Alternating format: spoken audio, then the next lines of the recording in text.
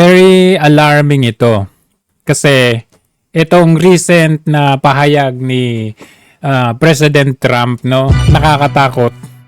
Pero bago yan, panoorin muna natin itong mga videos na ito. Balikan natin.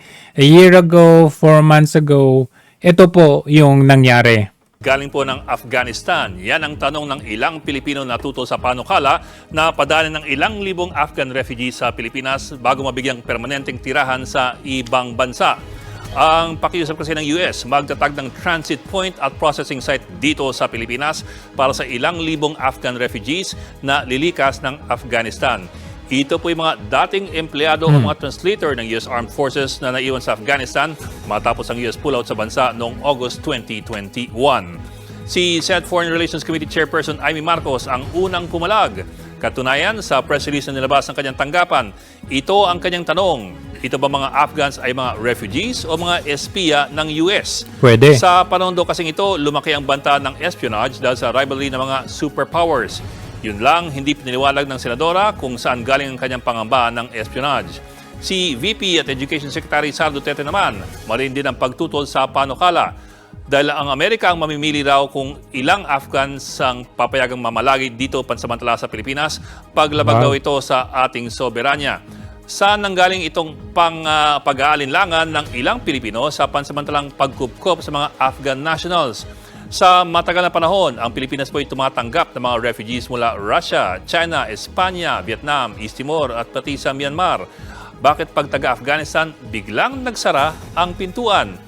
Ang pangamba marahil ng ilan, Delikado eh. ang muling pagiging aktibo ng mga Islamic fundamentalists sa Pilipinas. 6 na taon Naranasan na natin yan matapos sa ang Marawi. Marawi Siege, yan na naman po ang lumilitaw na multo. Ang nasa 300 Afghan nakarating na sa Pilipinas ang nasa 300 Afghan nationals na magpoproseso ng kanilang US Special Immigrant Visa. Bahagi ito ng 100-day deal ng Pilipinas at Amerika na pahihintulutan ng mga Afghan national na manatili muna sa bansa habang inaayos ang kanilang visa. Take note, 100-day deal. Kailan ba to? 4 months ago. Naku, lampas na. Hindi na pa. unang iginiit ng mga opisyal Lampas na na. hindi sila refugees o banta sa seguridad. Binubuo sila ng mga individual at pamilya na nagtrabaho para sa pamahalaan ng Amerika sa military operations nito mula 2001. Okay. Tignan natin ulit yung iba. Anong sabi ni Senator Bong? Humanitarian na pwedeng mai-offer natin sa kanila, lalong-lalo na bilang kilala naman ng Pilipino na matulungin, pero unahin muna natin. Tingnan ng mabuti kung hindi ba ito makaka-apekto sa seguridad ng ating bansa. Bubuksan na ng Senate Committee on Foreign Affairs ang pagdinig bukas, June 16, sa panukalang pansamantalang pagtanggap sa Afghan refugees sa Pilipinas. Ito'y matapos manawagan ni Senator Amy Marcos na maimbestigahan ang umano'y hiling ng Estados Unidos na magkaroon ng Last year ito, 2023. temporary housing para sa special immigrant visa applicants mula Afghanistan. Pangamba ng mambabatas, posibleng magdulot ito ng banta sa seguridad ng bansa. Ayon sa presidential sister, nagmamadali na umano ang Estados Unidos na mabawasan ang kanilang backlog na mahigit 70,000 Afghans na humihiling ng special immigrant status mula August 2021. Pero babala ng senadora, posibleng hindi na umano maging mahigpit ang pagkilatis sa Afghan nationals na maaari anyang maging banta sa seguridad ng mga tatanggap na bansa. Ito yung totoong banta sa seguridad ng bansa natin. Anya, marami umano ang walang dokumento na nagpapatunay ng kaugnayan sa United States government o kaya sa American companies, lalo na ang mga umano'y espiya ng militar. Si Senate Minority Leader Aquilino Coco Pimentel, wala namang nakikitang problema sa naturang hiling. Tingnan pa natin yung iba. Sa hapong ito, hindi refugee itong mga Afghang darating. Kaya pinangangambahan ng ating security groups na baka maging target ang Pilipinas ng mga kagalit or kaugnay ng Al-Qaeda, ng Taliban. Nakikita ng Estados Unidos na malapit na kaalyado ang Pilipinas at may reputasyon sa pagtulong sa mga refugee. Ayon kay Philippine Ambassador to the United States, Jose Manuel Romualdez, ito ang dahilan kung bakit humiling ang Estados Unidos sa Pilipinas na maiproseso sa bansa ang special immigrant visas para sa Afghan nationals na mga dating empleyado ng US government at kanilang mga pamilya. Ano pa? Pilipinas. Yan ang bakit sa Pilipinas. Yan ang tanong ng mga senador sa hiling ng Amerika na kupkupin muna natin ang libo-libong Afghan nationals. Pangamba ng ilan, baka malagay sa alanganin ang seguridad ng bansa. Narito ang aking report.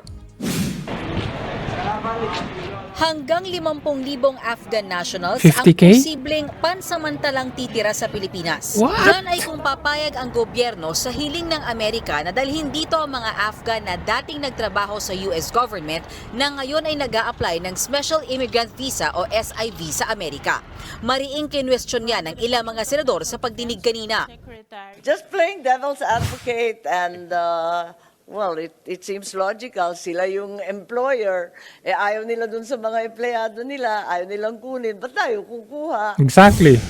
2022 pa ipinaabot ng Amerika ang request at mismong si US President Joe Biden binanggit daw ito kay Pangulong Bongbong Marcos noong Patay tayo. nagkita sila noong Mayo. Ang tingin nila, we are an ally of the United States. We have a reputation for being able to be open in helping. Hindi. Bakit nila ibibigay sa atin yung kalat nila? Kalat nila yan eh. Oh. Department of Foreign Affairs, kinumpirma ngayon ng Department of Foreign Affairs na nasa Pilipinas na ang ilang Afghan nationals. Ayon sa DFA, ang pansamantalang pamamalagi dito ng Afghan nationals ay bahagi ng proseso upang makakuha sila ng kanilang Special Immigrant Visa para makapanirahan sa Estados Unidos. Ang ending, ay hindi, ito, tingnan muna natin ang masasabi ng mga kababayan natin. Depende sa titira. Kasi hindi naman natin alam kung anong, baka may dalang sakit o ano. May dalang baka panganib. Sila galit sa kanila ang kwan. Kalaban. Tapos dito to transfer ang sila habulin ng gera, ng away. O, di ba maapektuhan tayo? Tama. Pabor ako. Pabor? Siyempre, mga tao rin nangingailangan ng tulong. Tutulungan mo. Kung matutulungan, tulungan. Yeah? Kasi mamaya, tayo naman ang mangailangan ng tulong. Hindi, baka tulungan din nila tayo. Okay lang po yun, yung mga refugee, kupkupin ng Pilipinas, basta nasa maayos na pamumuhay yung mga tao. Kaso nga lang, konting ingat lang kasi, di ba yung Afghanistan, sila ang dating tinarget ng gobyerno dahil doon sa terrorist attack doon sa New York, sa Twin Tower. Yun nga lang, mag-ingat na lang po tayo dahil siyempre ang mga tao hindi natin kilala ng lubos, hindi natin alam kung ano ugali nila. Tingnan ninyo ito, balita din ito sa Taiwan. Afghan refugees, the US, via Kamala Harris, the United States Vice President, has asked the Philippines to temporarily house 50,000 Afghans. How is this request 50K. being received in the Philippines? Well, there were some who raised concerns about security because of course, many of this, if not all of them, if I'm not mistaken, all of them used to work with the U.S. Embassy in Kabul or work with the U.S. administration back then. And so resettling them even temporarily in the Philippines where we have, of course, a restive tradition in the South. And of course, some of them have links with militants or fundamentalists, and so they may look at this Afghan refugees that are temporarily being processed in the Philippines might become a target of these kinds of potential attacks. And I think the Philippines also raised concern about the way this whole deal was handled. I think some legislators expressed that so security ang number one na concern natin dyan. Pero ito, update. Nako, magugulat po kayo sa update kasi itong nangyayaring pagkupkup sa mga Afghan nationals or refugees panahon ni Biden. paano naman ngayon panahon ni Trump?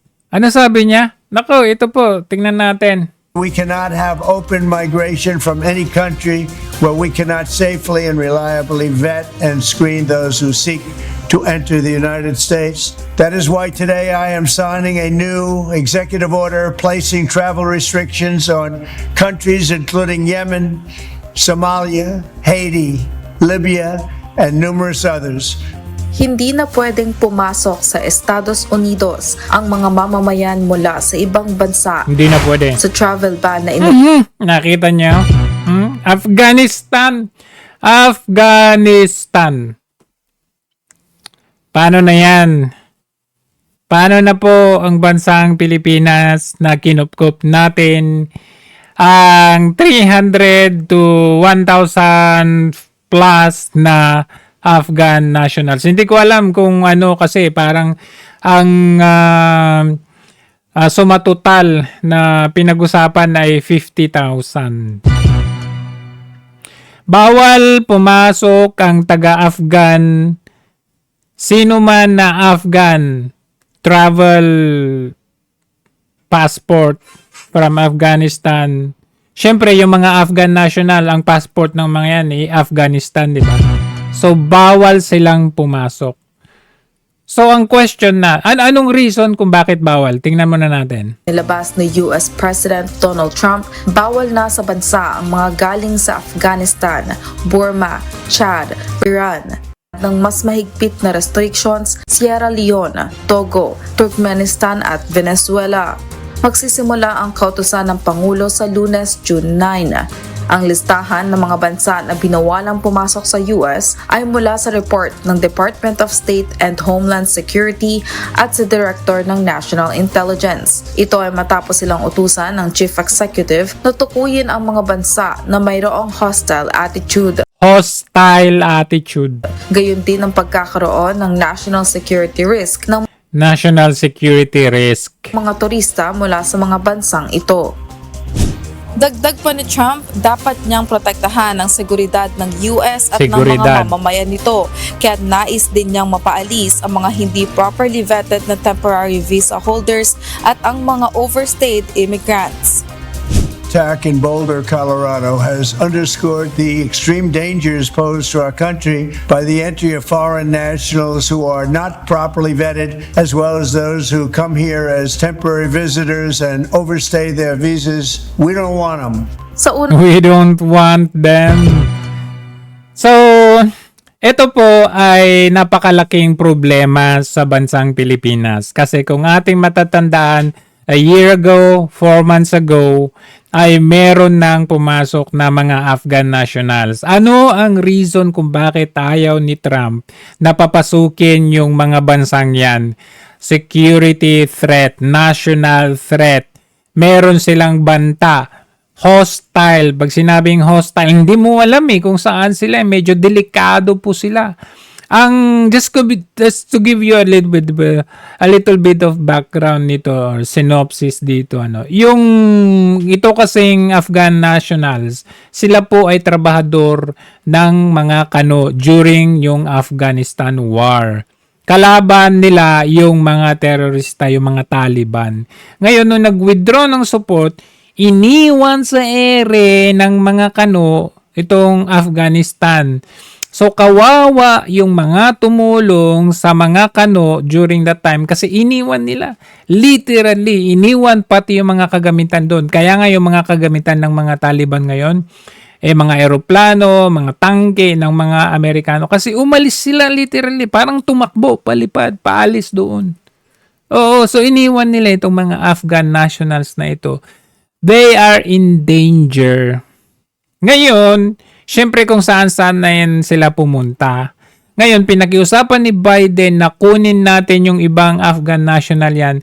Ilagay natin sa bansa natin pansamantala. Kuno. Anong pecha na? Sabi nila 100 days. Lampas 100 days na po. At ngayon, may bagong utos si President Trump. We don't want them. So, paano na po? Saan na po sila? Can you give us an update kung saan nakatira yung mga yan?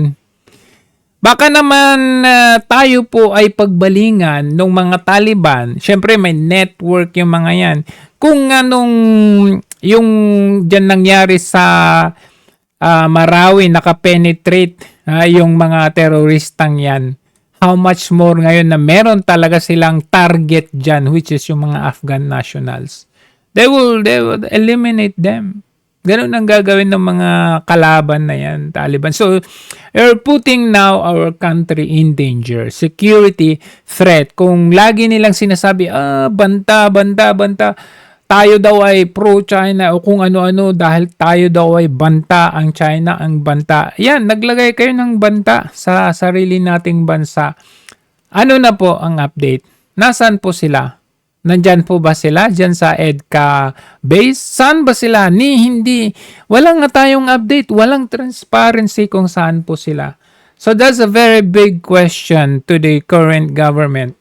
Nasaan po yung Afghan nationals na nakapasok dyan sa Pilipinas? Dahil simula June 9, ayaw ni Trump silang pumasok sa Amerika. Pakisagot.